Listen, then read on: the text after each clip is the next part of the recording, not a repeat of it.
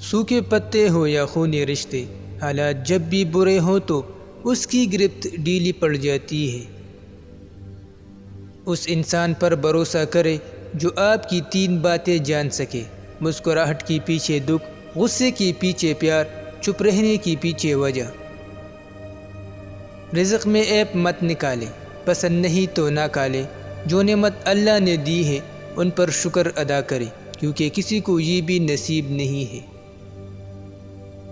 بار بار اپنے آنسو صاف کرنے کے بجائے ایک بار ہمت کر کے اپنی زندگی سے ان لوگوں کو ہی صاف کر دے جو آنسو کی وجہ ہو۔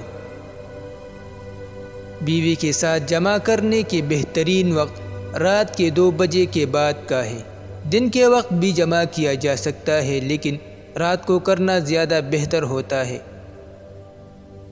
جس شخص نے مٹھ زیادہ ماری ہو اور اس کا نفس چھوٹا رہ گیا ہے تو آج سے یہ ایک نسخہ استعمال کرے، نفس لمبا اور موٹا ہو جائے گا۔ 5 عدد بادام اور 5 عدد کھجور دودھ میں پکا لے۔ پکانے کے بعد اس میں 3 چمچ شہد ڈال کر رات کو سونے سے پہلے پی لے۔